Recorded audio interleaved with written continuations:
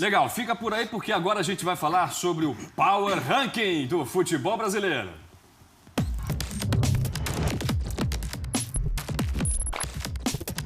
Estamos com um diazinho de atraso, hein, Hoffman? Porque Pois é. Ontem não estava aí, né? Ontem eu não pude participar do bate-bola, então o Power Ranking vem com um dia de atraso. América e Figueirense nas duas últimas colocações permanecem. E olha só quem entra no Z4 do Power Ranking: Cruzeiro e Internacional. Eu acho que dessa vez, até para explicar para o fã de esportes, né, o Power Ranking, a ideia do Power Ranking é um conceito da ESPN nos Estados Unidos para mostrar a força dos times no momento. Então, não depende tanto da classificação oficial, e sim do futebol apresentado, dos últimos resultados. E acho que hoje o Power Ranking expressa bem a situação de Cruzeiro e Inter. São dois dos piores times do campeonato. O Cruzeiro na zona de rebaixamento, o Inter não, mas com um rendimento pior que o do Cruzeiro, 6 inclusive. derrotas em 7 partidas. O Inter e a América vêm com as duas piores sequências de resultados do Brasileirão. A Chapecoense começa a preocupar.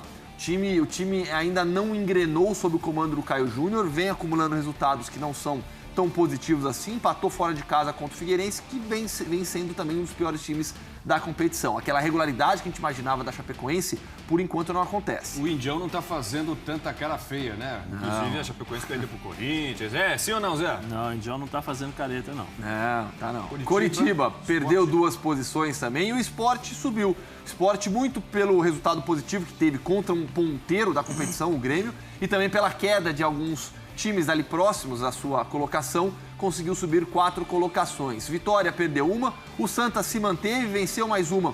Acabou não tendo uma oscilação positiva, muito por conta da oscilação das equipes ao seu redor. Mas são 2 vitórias consecutivas do Santa Cruz. O Botafogo acabou perdendo um pouquinho, apesar do empate com o Flamengo, muito também pela oscilação de outros times. Oscilação positiva que a gente vai ver na parte de cima da tabela. Virando a página do Power Ranking, temos Fluminense, Ponte, Atlético Paranaense, São Paulo e Flamengo. Tá aí o Fluminense subindo uma colocação.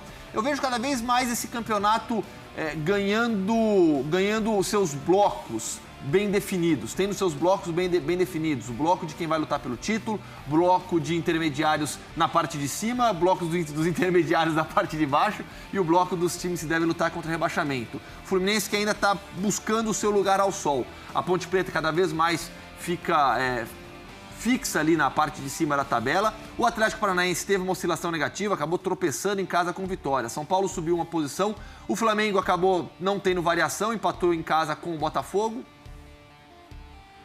E na parte de cima, o Atlético Mineiro que subiu. O Atlético Mineiro conseguiu um bom resultado. O Grêmio acabou tendo uma oscilação negativa de uma colocação, muito pela subida do Galo, também pelo resultado negativo diante do Sport. Mas, em relação ao Grêmio, o desempenho não foi tão ruim assim contra o Sport. Isso precisa ser analisado. E aí, nas 3 primeiras colocações, nenhuma mudança. Não vejo motivo para a gente mudar o conceito em relação aos 3 melhores times do campeonato. Na minha opinião, até aqui, Palmeiras, Santos e Corinthians. O Atlético Mineiro chegando nesse bolo aí. Muito bem, esse é o Power Ranking que a gente traz para você sempre depois de cada rodada do Campeonato Brasileiro.